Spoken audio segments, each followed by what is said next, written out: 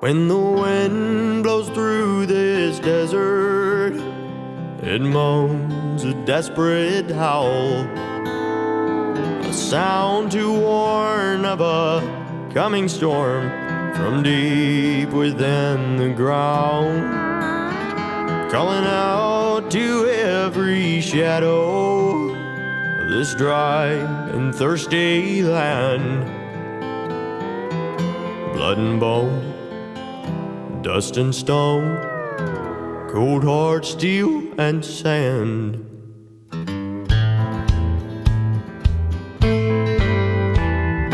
Halfway between Fort Worth and El Paso, west of Big Spring and Big Lake, lies a place upon our planet where old Satan's army landed, thrown down to earth from heaven's holy grace.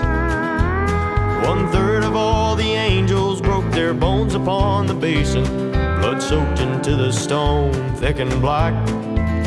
They gave us fame, wealth, and power, and it's paid out by the hour. You take it, son, there ain't no turning back. Santa Rita #1, blocking out the evening sun, the sound of thunder booming under sand. People came from far and wide to watch it rain down from the sky, drilling deep beneath the reach of mortal man. The angels, they did mourn when that sacred veil was torn, lifeblood pumped from planetary crust. That petroleum did flow from the Permian below, and the buildings made of stone rose up from dust.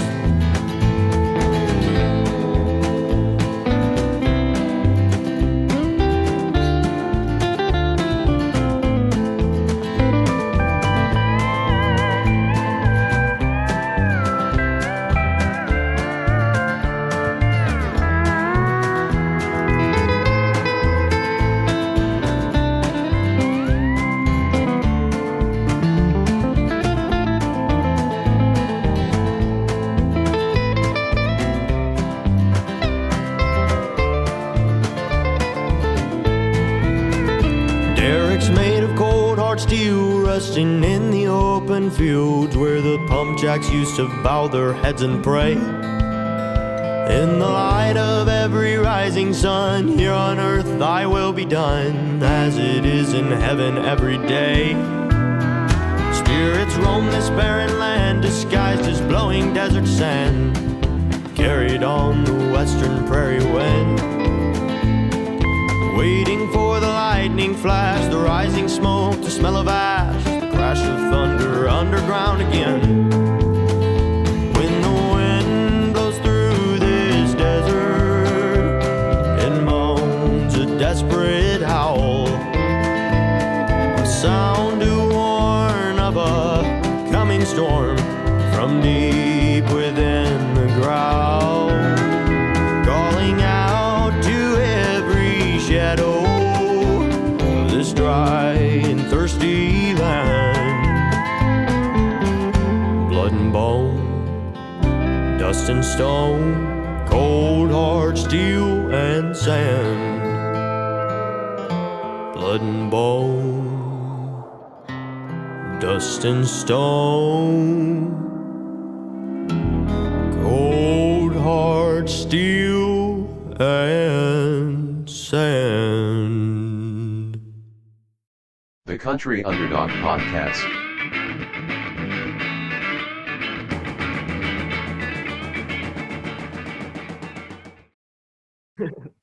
There we go. There we go. What's going on? Oh, nothing. Nothing much. Hanging out. Is it raining where you are too? It's like sprinkling a little bit. Like sprinkling? Yeah, dude, it was hard to get out of bed this morning. It was. It's hard to get out of bed any morning now.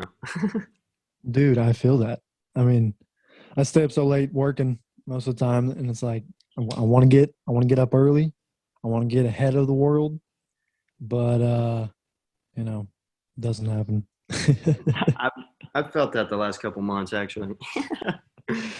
Yeah, so I mean, I don't know if you know my name. My name's Reed, founder, Country Underdog, all that stuff. Um, I'm from Dallas, Texas, but I now live in Longview. That's where our office is. I see you're from San Angelo.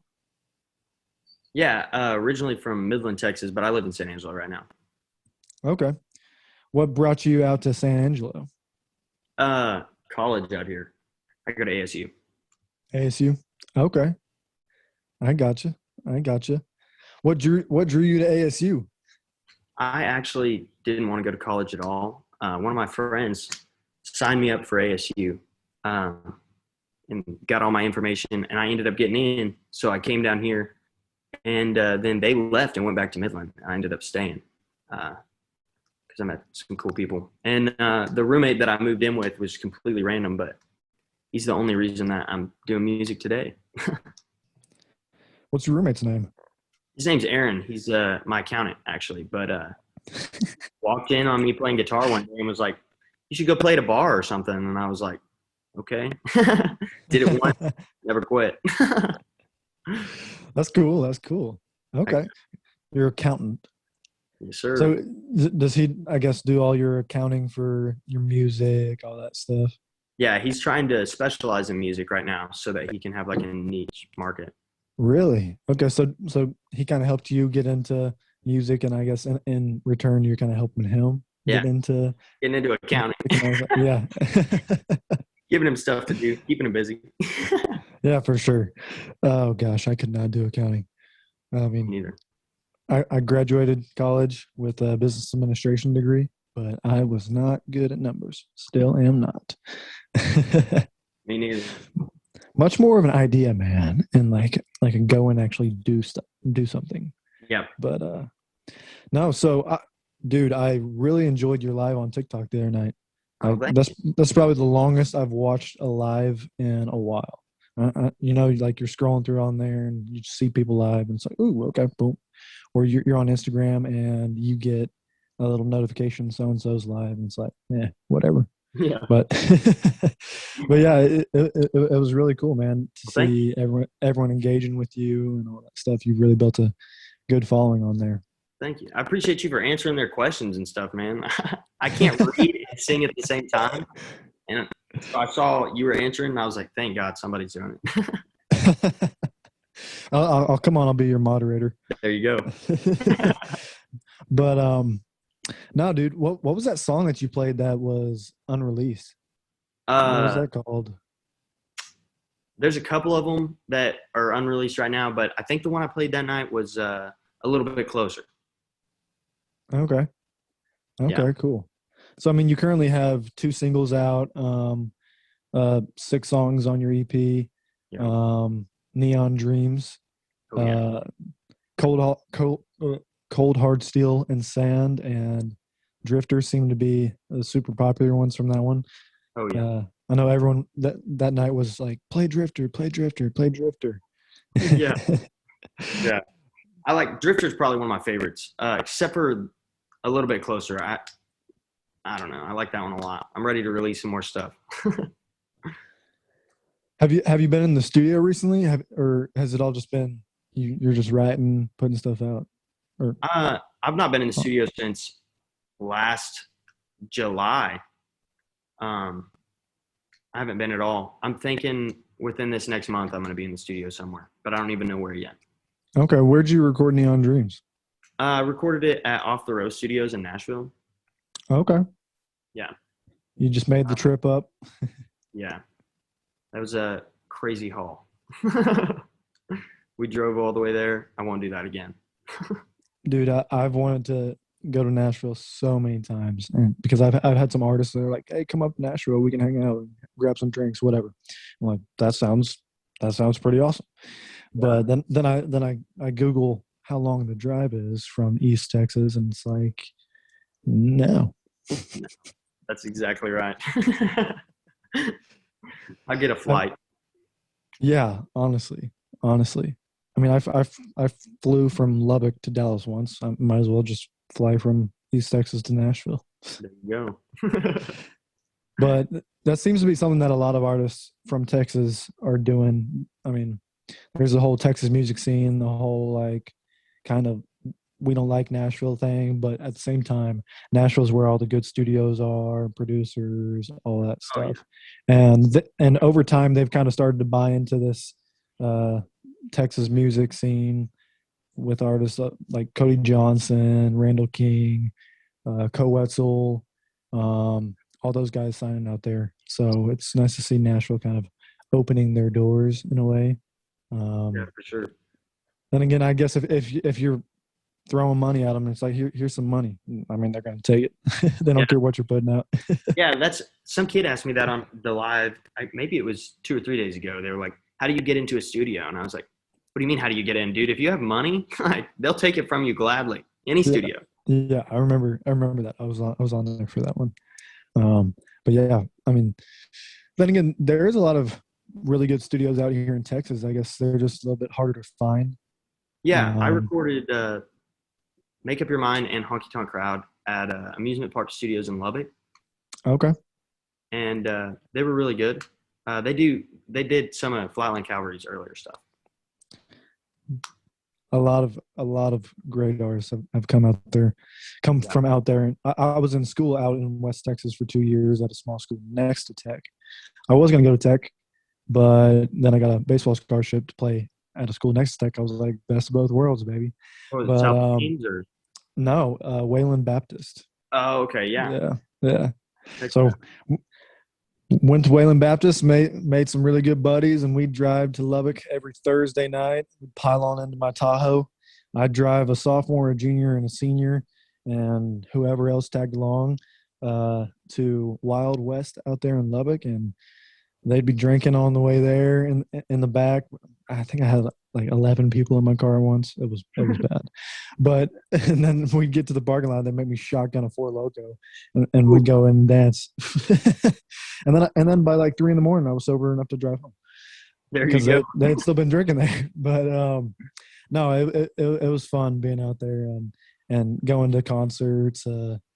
Funny enough, my first concert, Texas country wise, that I ever went to was Curtis Grimes. Really? And 2 years later, whenever I transferred to East Texas Baptist out here to play baseball, I ended up having a class with Curtis Grimes. Huh. Yeah, I had like a little week-long mini-mester with Curtis Grimes and his wife, and no one else knew who he was except for me. And I didn't say anything until like the last 2 days of the class. Everyone kind of figured out who he was, and I was like, "Yo, dude, like you were like the first concert I went to, all this stuff." And crazy. so, I mean, him and I talk here and there, but yeah, it was crazy. How did I even get on that topic? Lubbock. You were talking about Lubbock. So Yeah. there's a pretty good studio out here in East Texas called Rosewood Studios, I believe. Yeah, Rosewood's cool. Yeah. They do Cody Hibbard stuff. Yeah. Dylan Westmoreland, I believe.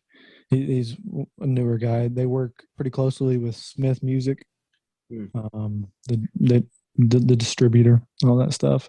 Yeah. So it is just about finding the right fit for you. Yeah, I definitely not too haven't found far. it, but I'm not worried about it either. I don't know. Yeah. I like Nashville way better than Texas because in Texas, it took me 3 months to cut the first 2 singles, like 3 months apiece. And yeah, it was kind of ridiculous. But it was just, I mean, I was in school and then we had to go down there, travel back, cut vocals, travel back. I don't know. In Nashville, we cut 6 songs in 4 hours. Like, they get that shit done. Interesting. So what is the difference production-wise that allows for that, allows you to get it done like that? Oh, the musicians are top notch. Yep. They walk in there. I walked in there with them. I introduced myself. They listened to all the songs on acoustic, and then they were talking in numbers for a while. And I'm not a number guy. I don't know Nashville numbers. The whole band does, but I don't. And so I was just sitting there listening, and then literally they were just like, all right, we'll take it right now. And they clicked it in, and first take, it was like, wow, okay. You're standing there singing. It's like, this is like on point. Yeah, I was like, okay, sounds good, guys. Yeah. That's pretty crazy. That's pretty Oh, crazy. Well, I mean, I guess most musicians' dreams, especially like the older ones and all that stuff, is to grow up, move to Nashville, and just try and make a career. Oh yeah. And it's still somewhat a fairly new thing to be able to do it on your own here in Texas, whether you're a musician or an artist, because of Spotify and Apple Music. You can put your music on there and they distribute it for you and all that stuff. So you don't necessarily need a record label. You don't need a top-notch recording studio. You could record a pretty good album at home, honestly. Oh, yeah. But it just comes, I guess that's a big difference is the musicians, because all the musicians kind of have been attracted to Nashville over the years. Oh yeah, you could throw a rock in Nashville and hit somebody who can play the hell out of it. Oh, that's pretty cool. So Cold Hard Steel and Sand, is that a song that you thought would take off the way that it did? I don't know. My biggest inspiration is Marty Robbins, and I wrote that with a good buddy of mine, Charlie Stout. And yeah, we sat down one day and he asked me what I wanted to write about, and I told him I wanted to write about Midland, where I'm from, but Flatland already wrote that song, and so have a bunch of other people, John Bauman, and so I wanted to write about it in a way that was different. And he was like, well, we could kind of write like a Coulter Wall style or a Marty Robbins style song. And I was like, okay, let's do it. Sat down, started thinking about how all my friends out of high school that didn't go to college got trapped in the oil field because there's nowhere else that they can go that will make them that much money. And so it's kind of trapping. So I guess, I love the oil field, but in that song, it's kind of made out to be the bad guy. Yeah. I had a podcast chat with a guy named Colby Acuff the other day. I don't know if you've listened to any of his music. He's from Idaho. About to release that probably within the next day or so. But we were talking about the younger generation of kids nowadays, always growing up with social media, all that stuff, and they're more likely than not going to work in the oil field, go do things like that. And we were talking about like people who are a dying breed, and people in the oil field. Those are some of the people that are kind of dying off. People, it's not a glorious job to have. It's just something that you can do and make a bunch of money without having a degree. And they're hardworking people. But I don't really think that song kind of vilifies people in the oil field. I guess it vilifies the oil, though. I don't know. Talking about how it gives a backstory to how the oil got there, and that's what I like about it. Talks about how like Satan fell from heaven and took 1/3 of all the angels with him, and they landed in the Permian Basin, and their blood soaked into the stone, which made the oil. See, that's super cool. That is super cool. Oh, crazy ideas. Well, I love songs that you can listen to it over and over again and pick up something new. Oh, yeah. And still feel like you don't have like the full story. So it makes you want to keep listening. And that is definitely one of those songs. Thanks. And then there's songs that you listen to it and it's like, I have no fucking clue what the heck this is saying. And you got to get on Google and you spend 20 minutes trying to figure out what it's saying and all that stuff. What the lyrics are. Yeah. Shoot, they don't even know. It says maybe this. I listened to this song by this guy named Clinton Roberts. And he has a song called Nero's Waltz. So I had to look up like what the heck. Nero, he was a dictator, all this stuff, and I was trying to figure out everything that I was saying, and it really turned out to be it's like a commentary on the world, society, and like power and all this stuff. And it's still like how this dude is a genius when it comes to writing songs like this. I have a buddy who went to college with him, and he was like, yeah, dude, he's straight A's, genius, all this stuff. And I was like, there's people that write songs that are like out of everyone's league. Like they're so good that they aren't understood. Oh yeah. I But was worried. We were worried about that with Cold Hard Steel and Sand too, because my crowd's generally not like older businessmen from the oil field. It's usually like young college kids. So I was worried that Cold Hard Steel and Sand was going to go right over a bunch of people's heads. But everybody seems to like it. oh yeah, dude. I think everyone likes really good sounding music, anyways. Yeah. And like in the Texas scene, people like the lesser known guys, the underdogs, whatever you want to call them. And whenever they hear really good quality music and a unique voice, they're just attached to it, no matter what it's saying. Honestly. Yeah. So yeah. Sure, I believe it. So let's see. So "Make Up Your Mind" is still your most popular song. I guess because was that the first song that you released? Yeah, that was the first single I released. So how many songs do you think you had to write before you wrote "Make Up Your Mind" and decided that's the one that you wanted to release? I didn't want to release that one. I still don't like that song to this day. I walked in the studio and I played the producer probably about 15 songs, and he was like, we got through all of them, and he goes, you have anything else? And I was like, yeah, I got this one. Like, I don't really like it though. I played it for him, and he was like, that's the one. And I was like, damn it. But everybody seems to like it. It's just not as country as I like. Like it sounds kind of more rockish. And Right. if eventually I want to recut it and just make it country to the bone. But Yeah, I guess I have noticed that whenever you listen to that and then you go like right into Cold Heart Steel and Sand, it's like, is this the same? Is this the same guy in a way? oh yeah, exactly. That's why I like it being at the bottom of that EP, is because you listen to all those songs and then you hit that last one, you're like, who is this? Well, I mean, "Make Up Your Mind" was the first song that I heard from you before you had released the EP. Yep. And so whenever you released the EP, I was like, hot damn. I was like, okay, so he's stepping up a little bit. Heck yeah. But yeah, man. So who do you listen to a lot of besides Marty Robbins?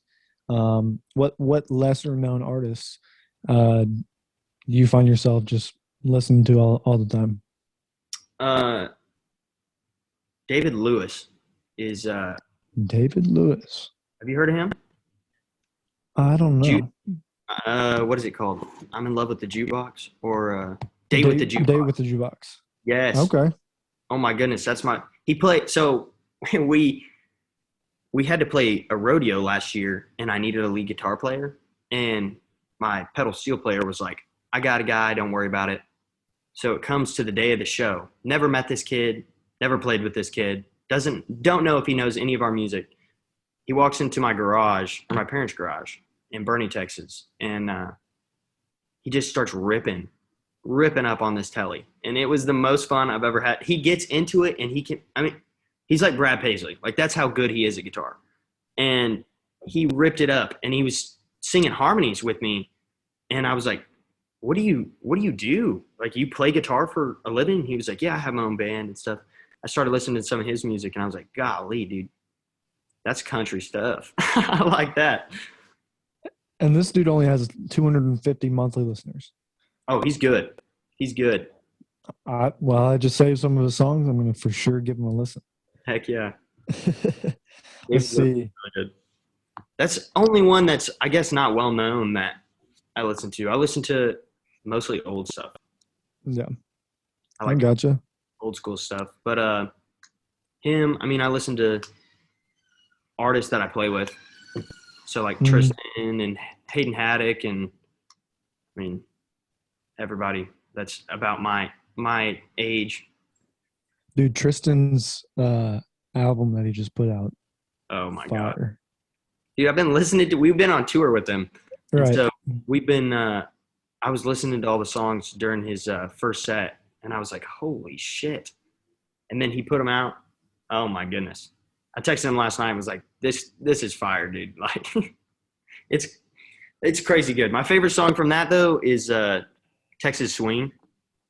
Oh yeah, Oh, my goodness. With the Squeeze Box Bandits.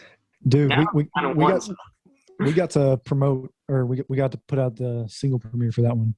really. Alex Torres sent us over the MP3, and we put it out. I got to talk with Abel Casillas from the Squeezebox Bandits. He plays the harmonica, or you know what I mean. Yeah. But it was really cool. It's a really cool song. Um, he was talking about if you're not a huge country fan but you like Tex-Mex music, this song's for you. If you are a country fan and you haven't really listened to much Tex-Mex music, it's a really good thing to kind of get you into it. Oh, And I'm in love with that song. it goes together perfectly. It does. But I mean, that's my secret love is Spanish music. That's what I listen to all the time in the truck. I don't speak Spanish, but everything they sing is so beautiful. Yeah. And I love the accordion. That's crazy. It's crazy. Accordion. Yes. That's the word I was looking for. No, yeah, dude. Like Tex-Mex, like Spanish music, it is just it's really vibey, I guess Oh, yeah. you could say. Oh, yeah. You don't have to know what it says, but it does sound beautiful. You go to a Mexican restaurant and you're just in a good mood. Oh, yeah. I don't know if it's the food or music. It's probably Both. both. But yeah, dude, for sure. So I mean, see, what's my favorite one that he put out on there? I mean, I've listened to it all as it's come out, and I gravitate towards the newer songs every time they come out because new songs come out, I listen the crap out of them, and then the next week, next new songs come out, and listen to the crap of those. Eventually, things make their way down the list, but honestly, whole lot of you. Day drinking was really cool, and drink about me. That one was. I don't know if you listened to those very much yet, but Oh, yeah. drink about me. It has some cool wordplay, and it's Oh, yeah. just some cool thoughts on it. But no, yeah, dude, Tristan. I've listened to him ever since he was only on Twitter singing like acoustic songs on Twitter. Like he Yeah. blew up on Twitter way back in the day. Before he signed with Torres Music Group and all that stuff. I was a big fan of Shotgun Rider, Oh, yeah. big fan of those guys. And then they broke up, and Tristan kind of came on board. I saw him and Logan in the Dallas area, and we got to talk and all that stuff. But they put together a really cool tour. I think Torres Music Group is doing a fantastic job. Oh, they are. But there's some playing real good people. It'll be interesting to see where Tristan goes from here. Yeah, I'm If interested. this blows up, and because I think he has he honestly has mainstream potential. Yeah. Easy. And that's what we were talking about when I met him last year when I went to Nashville to record. And he was like, you know, I love playing in Texas and I love being a country artist, but I want to be a country artist. I don't want to be labeled as Texas because I don't want people to get mad when I want to play everywhere. Like, I don't want to just play in Texas. I love Texas and I want to play in Texas, but I want everybody to hear my music. Right. And there's nothing wrong with that. No. I mean, Texas has the whole stigma like, oh, F you, Nashville, like, we don't need you, stuff like that.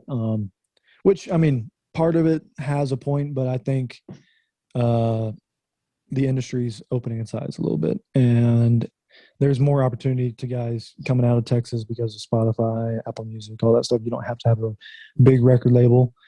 I mean, you see a lot of these artists that have never toured, never played live before. They're just putting out music on TikTok, and they blow up, and then a record label signs them. Oh my goodness. Yeah. So That stuff, I'm like, I post stuff every day and I'm like, how are they blowing up? I don't know the algorithms, man. I don't understand it. well, so these people, they'll put out a song and then they'll lip sync over it doing Yeah. whatever. One weird thing that I've seen on TikTok recently is that all these girl artists are like lip singing over their song while they're making coffee. I don't know if you've come across that. Yep. They're making all these weird coffee concoction drinks. It's like, what is this? I don't even know. But so It's views, man. there's TikTok artists that I've never played before that start putting out music, and we'll see if it translates to live shows. Yeah. And then there's people who have played live shows before, and they just use TikTok as a tool to grow. It works too. Yeah, for sure. You can see the number For change. sure. I was For sure. totally against TikTok when it first came out, and I was like, "There's no way that's going to help anything." I was completely wrong. The other day I put out the canvas for Memories Die, Yeah. and now Memories Die has never had very many plays. Like it had like I don't know, like 2,000 plays that day, and I was like, "Holy crap!" Yeah, it's at like 55,000 now. And honestly, like I didn't see it before in your top 5 before probably this week or so. Yeah, crazy. But yeah, I mean it has you can have 0 followers and you can post something and it can get 1 million views. And One night. you That's never great. know in one night. Yeah, for sure. So it's an incredible tool. The only thing that artists really haven't figured out yet is how to promote shows with it. Yeah. I've tried to put like show posters and stuff. The problem is I'll post them 2-3 days before, and then people will still be liking that 4 or 5 days after the show's already happened. And I'm like, well, you didn't get to come, but oh well. Yeah, I mean, so Instagram's more formal. Things need to look good, all Yeah. that. Where TikTok's informal, and you can just go sit right there. It can be you, the camera, and your guitar, or it can be whatever you want. You fucking around, wearing your merch, making some random merch video. Yeah. For Twisted Bitch Cattle Company, That's stuff not like actually that. my merch though. I know. Okay, I made the mistake. Okay. Everybody's always like, oh, yo, I'm wearing your merch. And I'm like, Twisted Bitch isn't my merch, but I'm glad that y'all support companies that I support. Yeah, for sure, man. Let's see. So, have you heard of Taylor McCall at all? That name sounds really familiar. He has a song that there's a song called "The Hounds" and Jericho Rose. I think I've heard Jericho Rose. Yeah, I don't know. That's one other dude that I've been listening to a bunch of. Y'all honestly kind of have similar sound. Taylor McCall. Yeah. He's really Western. He doesn't look it, but he puts out some cool stuff. I listen to so much music, dude. It's hard to talk about everyone. It's hard to really absorb everything that these people are putting out. But Oh, I believe it. It's coming out every day. dude, every single day. And like, I mean, I'm just now bringing a couple more people onto our team. I'm bringing on a guy named Lucas Souza. He's an artist in College Station. He's still in college and he wants to be a writer. So he's going to start writing some stuff for me.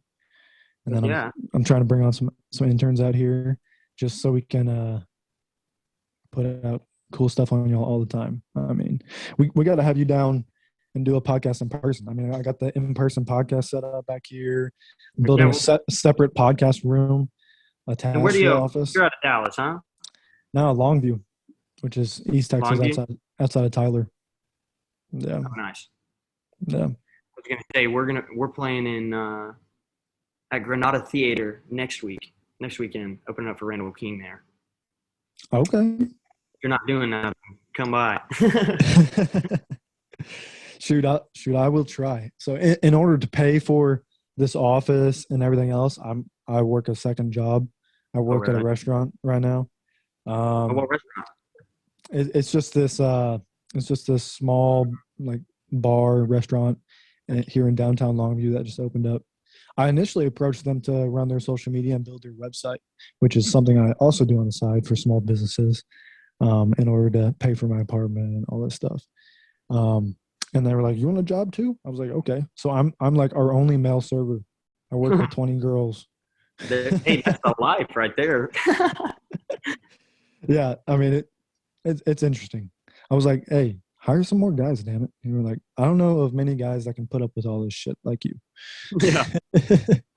Drama, some high school girls, whatever. It's just I don't even know. But hopefully I'll be stopping that soon, going full time on this again, like I once was. But I mean, Country Underdog doesn't make money. Yeah. It's a passion. The only way we make money is merchandise and through advertising revenue on the website, which I honestly just now got up. But in order to get that, we got to put out a bunch of content. But yeah. I'm over here doing podcasts, writing blog articles, creating graphics, updating things on the website. I've been working on artist pages for all y'all. I think I have like 150 on the website, trying to figure out what exactly I want to do with that. And then I'm trying to start a merchandise brand, as well as another thing called Bandside, where artists can pay like $5, $10 a month flat rate to have their merchandise on the site, whether it's pop, country, rap. And so it can be one place for all of y'all's merchandise to be. Yeah, that's badass.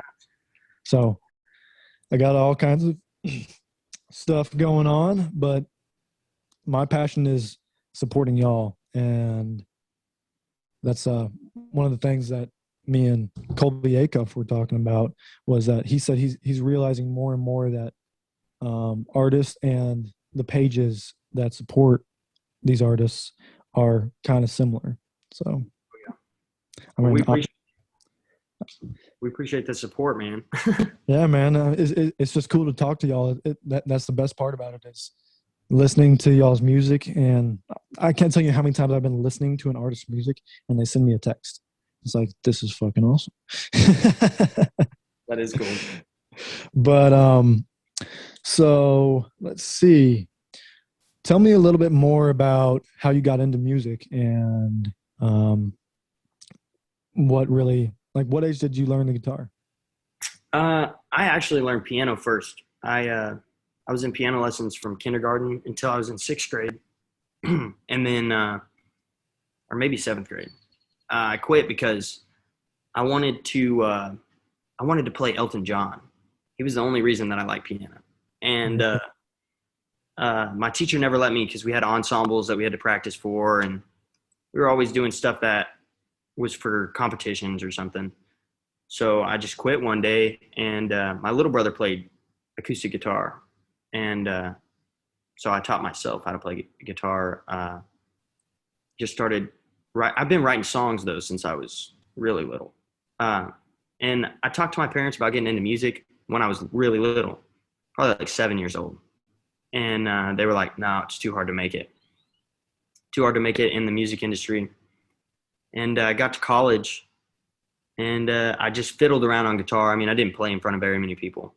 And my roommate walked in one day. He was a cheerleader, so he had a couple cheerleaders with him, and they were listening through my door, and they were like, "Hey, come out here and play for us." And I was like, "Nah, I'm all right." And they're like, "No, you should come out here and play. Like, you're pretty good." So I started playing for them, started playing for a couple people at the dorms, and they were like, "You should really, you should cut some of these songs that you've written and put them out there and go play some bars and stuff." So my first show was, I guess it was 2019 in May at Rock and Rodeo in Midland, Texas. And ever since then, I couldn't stop, man. It's addicting. Dude, I'm sure. I mean, from hanging out with some bands backstage, I can see how addicting it can be.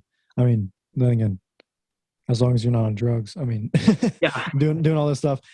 I mean, I was hanging out with Pecos and the Rooftops a couple of weeks ago backstage, and they are some animals, dude. Oh yeah, dude. We opened up for Pecos in Brownwood, and oh man, my liver was hurting for them boys. I mean, But at the end of the day, they are just really two. Or they're cool dudes. Oh yeah.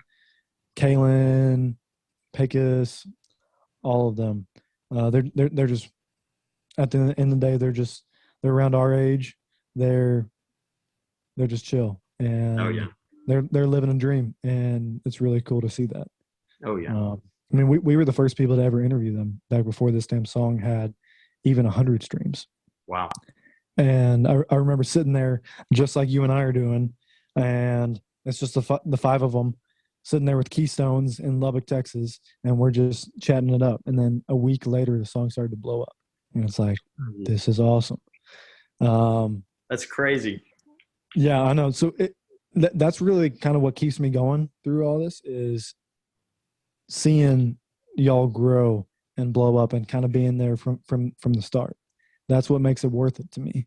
And it's just it's cool to kind of be a part of it, but like not really. But like I don't know.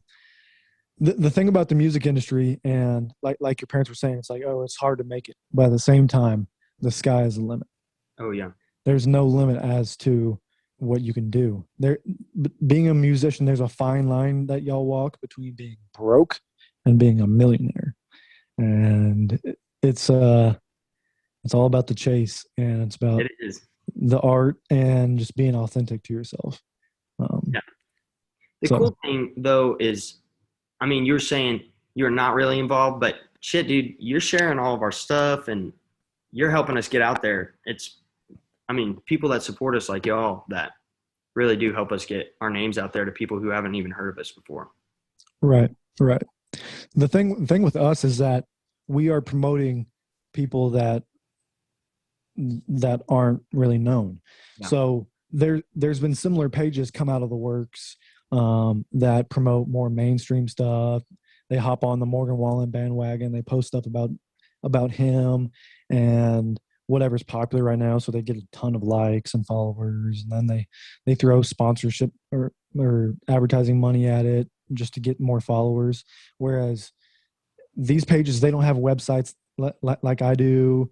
They're not putting out blog articles. They're not doing podcasts. I mean, some are, but it's just interesting to see because people are going to gravitate to stuff that they already know. They're going to like. It's like, ooh, I know him. Woohoo, go him. I already support him. Yeah. So with what we're doing, it's like whoever has found Country Underdog and followed us, they're in for a treat. They're being some of the first people to listen to a lot of these artists. So how much new music do you think we can expect from you within the next year or so? This year I'm going to put out, at least 3 or 4 singles. I like the EP. But at the same time, I think that my songs get more spins when I put them out as singles. And so I'm going to put out 3, 4 more singles this year, and then maybe like 2 next year, and then an album. We'll see. I don't know yet, but I got to figure out where I'm recording first. Somewhere in Nashville, probably. But. Okay, man. No, but yeah, hey, that you were talking about feeding the TikTok algorithm earlier. You got to feed the Spotify algorithm. Yeah. So that the whole releasing singles, that seems to kind of be the way to go. Releasing singles until it somewhat completes an album, kind of like what Tristan just did. I mean, he was he released 1, and then he released 2, and then bam, there's the album, and there's 4 or 5 new songs on there that you haven't heard. Exactly. And so I think people are figuring it out, kind of. So I guess doing it on your own, I don't know how much of a team that you have behind you, can be a little tough, but that's part of the grind, I guess. Yeah, and it's been interesting to just talk to artists like Tristan because he's been doing this for longer than I have, and they help us out a lot. I really don't have much of a team. It's me and my manager and the band, and that's pretty much it. And we're figuring it out, taking it, doing it the hard way, I guess. But that's where. Have you ever Have you ever thought about putting out a music video? I have. When we were recording, my photographer records like the videos for the canvases and stuff.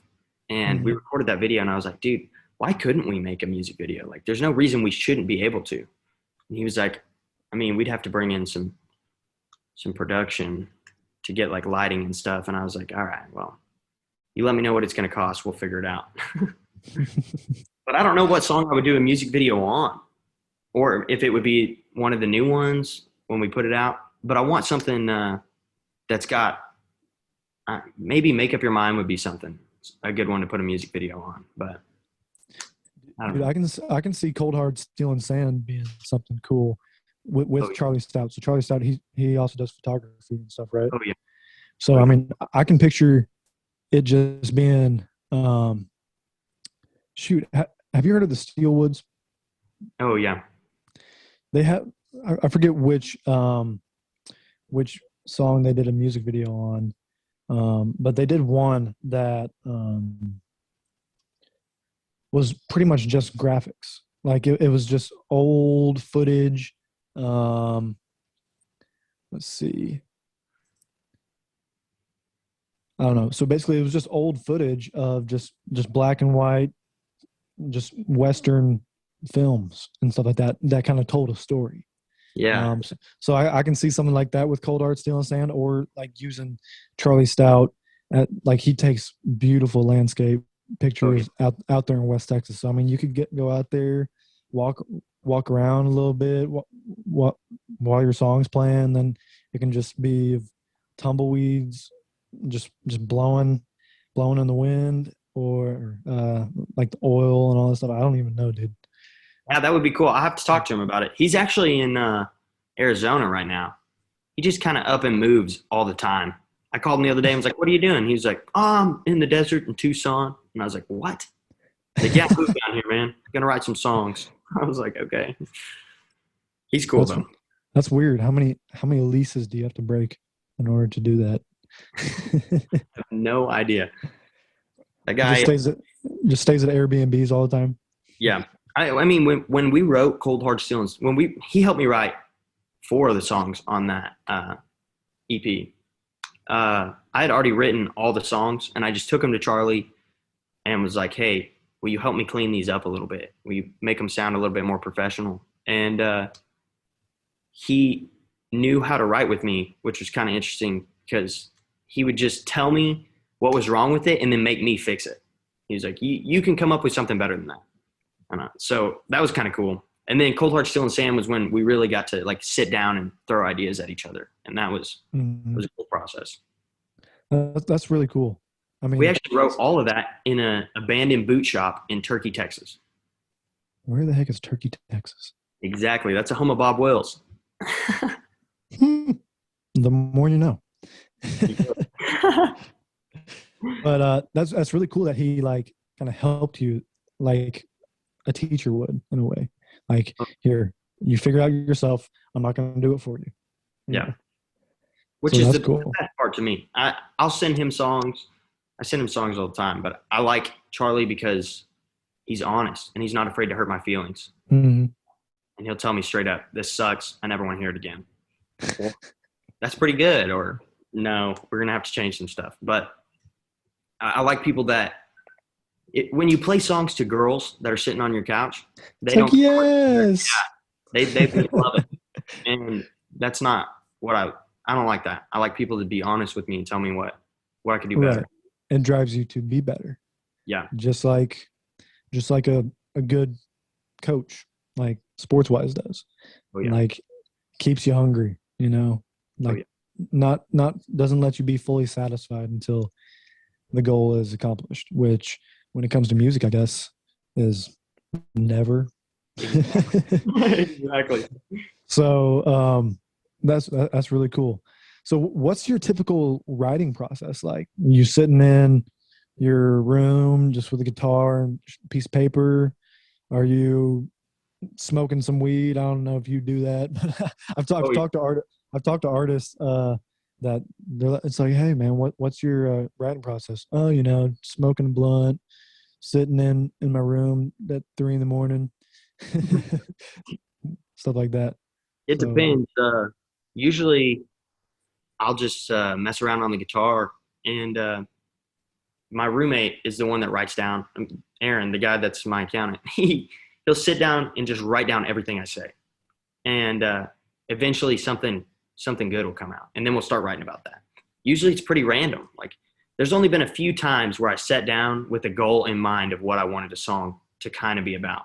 mhm. Other than that, though, just kind of comes out whatever it is, which is crazy.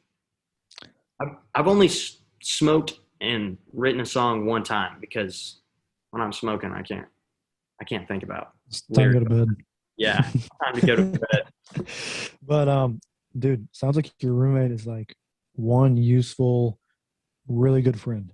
Yeah, and the good thing about him is he doesn't know anything about music. Mhm. So when we're writing, I'm like, is this something that you would listen to on a daily basis? Because he doesn't know anything about writing lyrics or anything. But if it's catchy to him, then usually we're onto something. Yeah, that's pretty cool. I mean, I, you found a true friend right there. You really Yeah. did.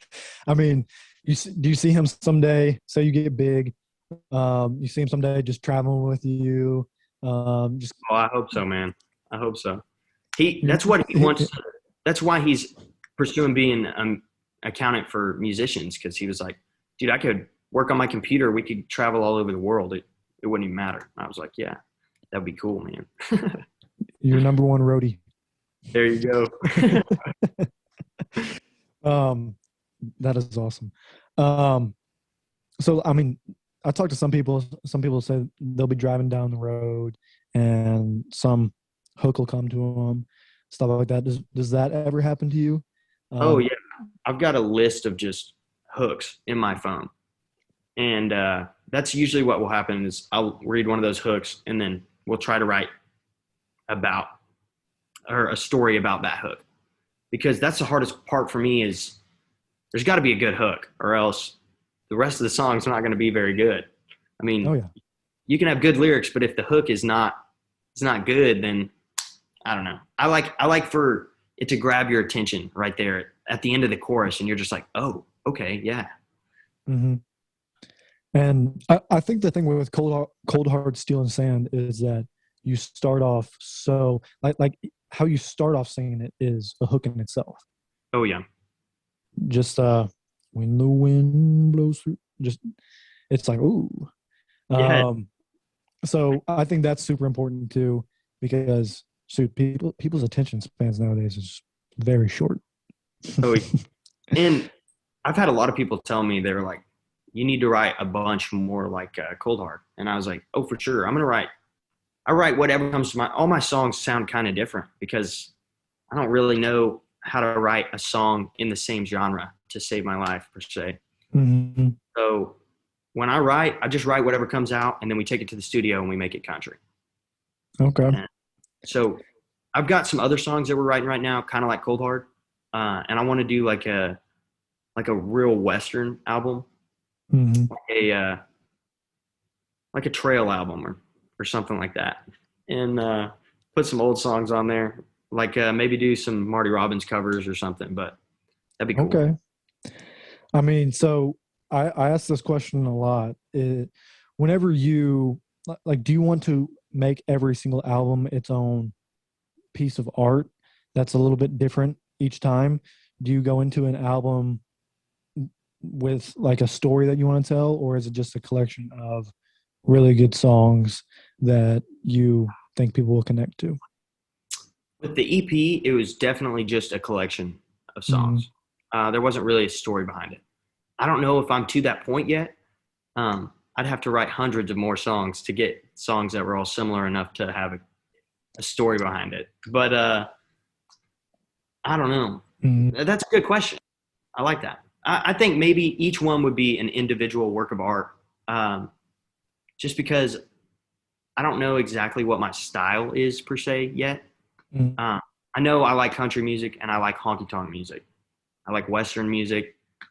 So I think I'm just going to venture between all of those and just kind of put out whatever I like to listen to, really. Right. And I I remember I was on your TikTok live, and I was like, "Hey, play You Can Have the Crown by Sturgill," and you're like, "That's out of my genre." Um, I don't. but The thing is, people will be like, "Oh, we've seen you cover this song. Like you posted a cover of it. Will you play it?" And I'm like, "Y'all don't understand that when I post these covers, I'm reading the lyrics off my phone mhm, and the chords and stuff, and I'll memorize it like 5 minutes before I record that video, and then I forget it right after that." right, right, So what I'm going to do, my roommate was talking to me about this because he was watching that live that you were on. He was like, "What you need to do is run the live from your computer or something, and then have your phone right there so you could play whatever song they want." And I was like, "Yeah, that'd be cool." yeah, for sure. Um, but back to the whole album thing. Sturgill, like every single one of his albums sounds different. Like the album, it all goes together, but then you might listen to the next one and it's like completely different. Oh So yeah, his 2013 stuff is completely different from his recent stuff in a way. So it's really cool to see those artists kind of come into their own and play with things. And I know you're pretty new into all this, but I guess it'd be something really cool to try out someday. I'm sure. oh heck yeah, I mean, you got Aaron Watson's Vaquero, and then his Red Bandana album. They sound different. oh yeah, The Vaquero has kind of some of the same elements as Texas Swing by Tristan Perez has oh yeah. throughout it.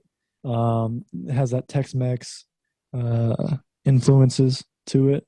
So, I mean, I guess if you ever find yourself like really digging a certain style of music, uh, and I guess like go after it, like try it, Yeah, do that, and then maybe the next year you're really feeling something else.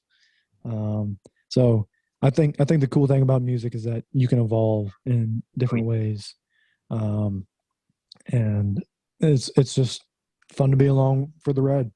that's right. That's right. I enjoy it. That's why I love doing this, though. It never feels like work.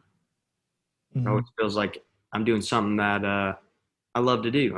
I'm playing guitar 24/7 anyway. So if I'm not doing it on a stage, I'm doing it right here for my dog. I mean, we love this stuff. This is that's why it's cool to be around all these other bands that are small like us, because we're not making much money, but we're all doing it because we love to do it, and we would rather be doing that than sitting in an office. Yep.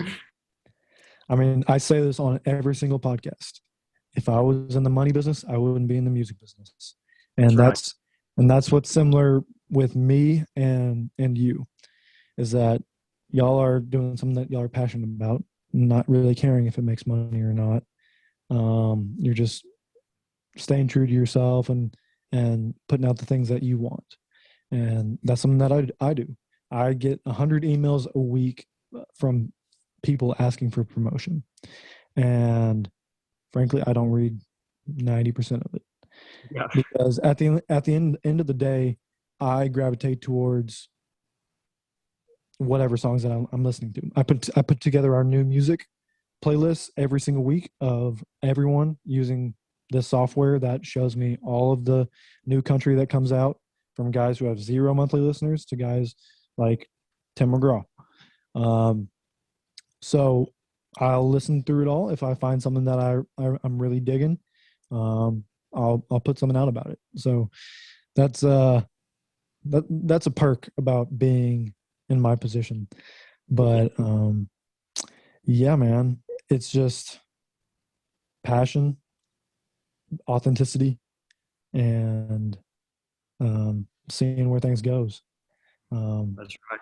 Never knowing what's going to happen. You could like Pegasus and the Rooftops. They put out their first song and it's made their career.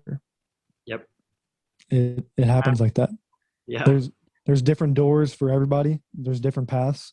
And one thing Colby Acuff and I were talking about is that he kind of opened my eyes to the fact that he doesn't really care how people make it. He's not going to judge anyone. If people are making it from just lip singing over their songs on TikTok, never playing a gig before in their life, and they get signed to a record label, awesome. If people have to go on to a singing show in order to get recognition, whether they win or not, more power to them. If people like you, like Aaron Watson was back in the day, just playing show to show, like he has a song where I forget which one it is, but he said, I became an overnight sensation in just over 10 years. Yeah. So, I mean, it can happen. Too. Yeah, it can happen like that. It's different for everybody. That's the crazy thing about some of these guys that people, some of my friends in San Angelo, they're not big into music, but like they'll hear about somebody. Like somebody will hear about, I don't even know. It doesn't matter. Like Tristan even. And they're like, dang, this is a new guy. He's brand new. And I'm like, see, you say that. I've been on that shit for like 5 years. Butt off. Yeah, he's been working his butt off for years. You're just now hearing it. But that's how, I mean, I'm trying to do a little bit of all of it. Just work the social media aspect, but also you can't get any better than just being in front of a live audience and trying to convince them to listen to your music. Yeah, and that was something that COVID kind of took away from people. And you make most of your money from merchandise and shows, and it's hard to sell a bunch of merchandise if you're not doing shows. So that kind of took away all of the money influences behind the industry, and really, I think, helped let good songs and artists come to light during the whole lockdown and all that stuff, because people were still putting out music. People had more time to write. They didn't really have any incentive necessarily to write, because Spotify and Apple Music, they don't pay shit. Yeah, you're telling me. So, I mean, I talked with this band named Market Junction a couple months ago, and they're two engineers that they've just been in this band for 5-6 years or whatever, putting out really good music, and they have maybe 1,000 monthly listeners. And they said that they got their first check from Spotify 4 years after they released their first album, and it was like $150. Yeah, that's how it goes. Get you some Whataburger or something. I mean, yeah, and then even that has to be split up between writers and your label if you have one, and all that stuff. So it's kind of like, oh my god. So you either got to be independent and get really big, and you can keep most of it, or be in a record label and pray that you make it big. Because if you're just somewhere in the middle and they're taking half of what you make and they own your music, it's not really worth it. You'd be better off being independent and keeping all that money in a way. Yeah, for sure. But no, yeah, dude. Go ahead. That's just always been a dream of mine, is just to be independent, because I mean, I've seen a bunch of people do it now on Flatland, and it's kind of cool that they're getting to keep all their money that they're making off of these streams and off of every record that they sell. And it's like, dang, you don't really need the backing from a label anymore to make it. No, dude. And then also at the end of the day, if you believe in the songs you're putting out and you're staying true to yourself and you have enough money to get by and you're happy, that's all that matters. Oh, yeah. You don't got to be a Morgan Wallen or a Luke Combs. That's right. That's right. Which, talking about those guys, I don't have any judgments on how they made it. Morgan still writes most of his own songs, or at least with his buddies. Mm-hmm. And that's something that I admire about him. He took the doors that were open to him, and I think most people would have done the same if they were him. So, I mean, I can't judge that. He puts out some damn good music. Yeah, it's not independent or whatever. But who cares at the end of the day? Everyone has their own avenue. Everyone has their own thing that they do. And as long as you're putting out good stuff that people can connect to, that's really all that matters. That's right. That's right. That's crazy though. I mean, it honestly, if anything like that was ever offered to me, I want to be independent, but there's no way I wouldn't take an offer like that. Oh yeah. I mean, I mean, it takes certain circumstances that would make people say no. I mean, like Aaron Watson, his song "Fence Post." I'd rather be an old fence post in Texas than the king of Tennessee. That comes from him going to a record label and them telling him no, and then that same record label coming back to him a couple years later and offering him a record deal, saying, "We think you're going to be a big star." Oh, well, what changed? You know, Yeah. so that certain things like that can affect how a person makes decisions. Oh, yeah.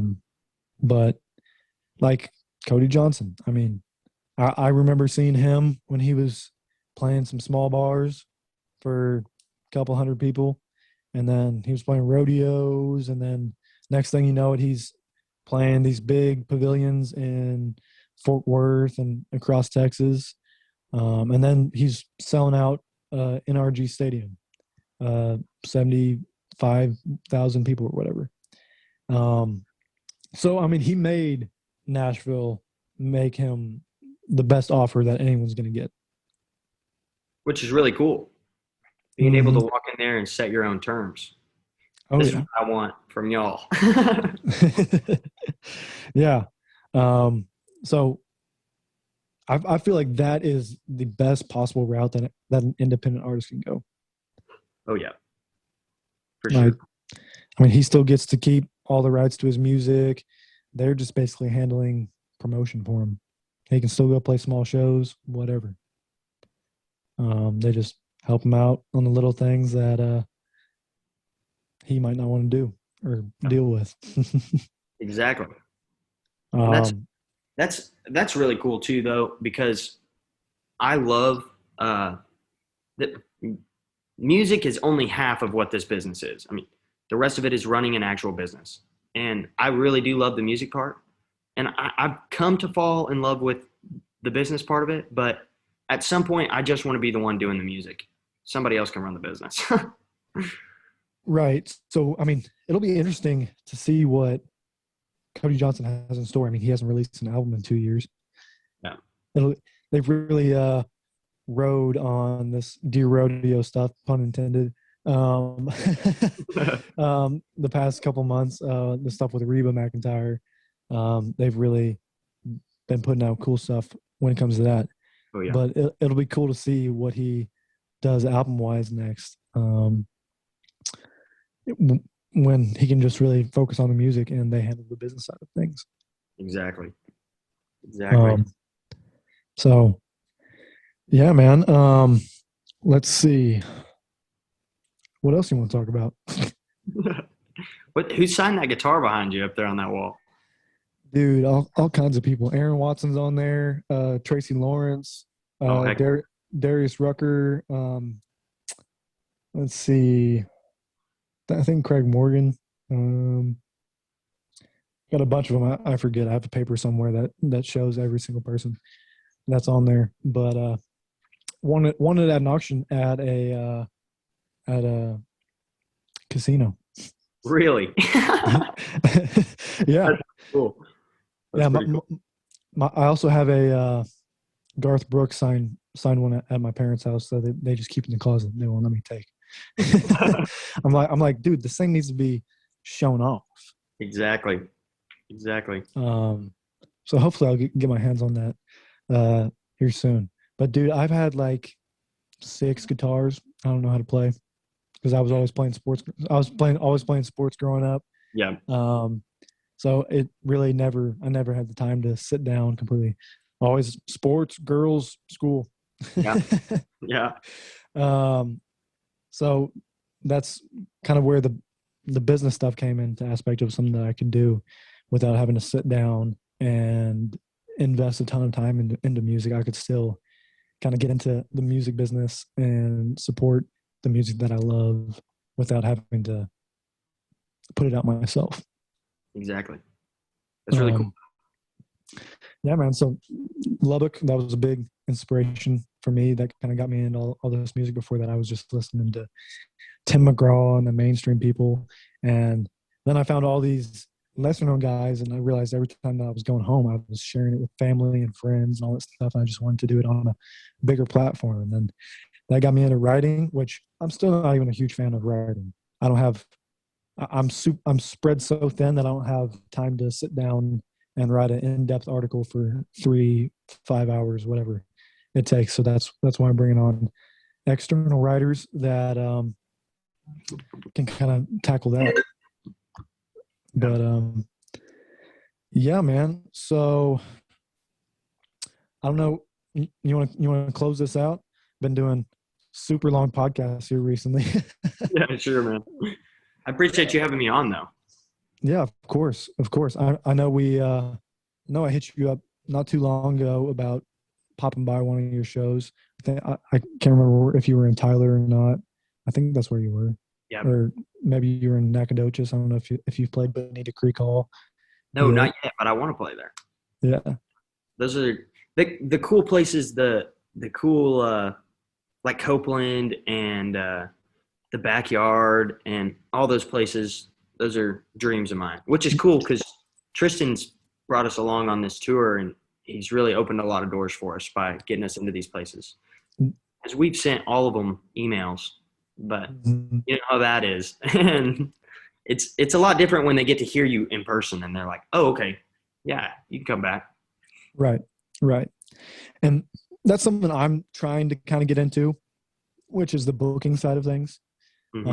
Establishing all these connections with these venues. Like I'm talking with this one band named the Pearl Snap Prophets. They're from North Carolina. I'm like, hey, come down to Texas this summer, and I'll go on tour with y'all. We'll set up merch stands for y'all, merch stands for Country Underdog, whatever, and we can just go town to town, do some cool things. I'll try and get y'all into some venues. So that's something that I want to do. I've tried to do a lot, and that's kind of part of being young. You can afford to try different things and see what works and what doesn't work without many repercussions, because you don't have as many responsibilities like a family, stuff like that. I mean, I have a college degree, and I'm choosing to just get by, live in Longview. I was going to go back to Texas. I'm in Dallas. I'm choosing to do all this stuff and bet on myself, bet on y'all, just to see where things go. I can always go work for AT&T or some shit down the road, but right now it's all about taking a chance on yourself, just like you artists are doing. That's pretty cool. I've never heard it said like that. Bet on yourself. I like that. Of course.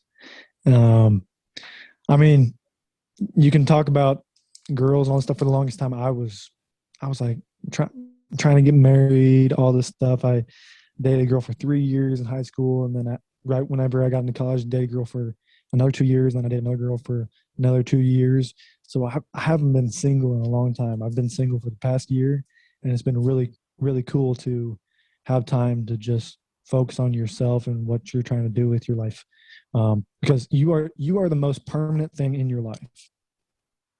That's right. And that's the way I've been looking at it. Happiness is a choice. Of course, I want to be making a bunch of money. Of course, I wish things were a different way. Of course, it's easy to be impatient and wish that I already had a studio built to have y'all come by and all that stuff. But it's all about day to day. It's all about the grind. It's all about taking baby steps to get to where you need to be. And so that's kind of what makes me so similar to you artists in a way. And then it's also all about just making connections with people and who you know. It's about who you know, not necessarily what you know. Who you know and how hard you work. So I know that's what y'all are doing. I know you talked a bunch about Tristan. It's about getting in the right circles, finding the right fits. I know it can be frustrating to put out a song and it not get the attention that it deserves. Just like running a business that you really believe in and it's not getting the attention that it deserves. There's this diagram. I saw this thing on TikTok, this one motivational speaker the other day, and he drew a U on a piece of paper and drew some different points on it. And he said, up here at the top is where you come up with an idea and you start pursuing something, and you're kind of pursuing it, and it's hard work. Eventually you hit a kind of like a rock bottom. It's like, I don't know if I should still be doing this, man. I don't know if this is working. And it's the people who figure out how to get past that become successful. I mean, a lot of people start out with an idea, they hit rock bottom, and they go right back to the top, start something else, and it becomes a cycle. They can never get past where it is super hard. So it's just about continuing on through that point, and whoever makes it past that are the ones who get rich, I guess, and are successful. Yeah. That's what I told my parents the other day. My mom was talking to me about, when I graduate, I'll have plan B. Mm-hmm. And I was like, no, Mom, there's no plan B. This is plan A, and we're sticking with it. Yep. I'll graduate and get the degree for you, but plan A is where we're at. And that's what happens with a lot of artists that are successful. People that are successful in this world is there's no plan B. Their backs are against the wall. They have to make it, or else. So that's a good mindset to have. I mean, I have much more of an analytical business mindset. It's like, okay, if this doesn't work, this will work. That's why I have all these different ideas. Yeah. Entrepreneur. I want to do all these different things, see what works. And eventually I want to be running 5-10 different businesses. But country underdog and music is my passion. And it's probably not going to be the thing that makes me the most money. But at the end of the day, it'll be the thing that I am most proud of, most happiest about, and want to continue doing. Just like performing music. It's addicting. It is. Yeah, well, great talk, Braxton. Thanks for coming on. Thanks for having me. I hope to do this again in person sometime. Yeah. Come down and see a show wherever you're at. Just let me know whenever you're around East Texas, and we can get together, man. Heck yeah. Yes, sir. I appreciate it. All right, Braxton. Have a good one, man. Yes, sir. You too.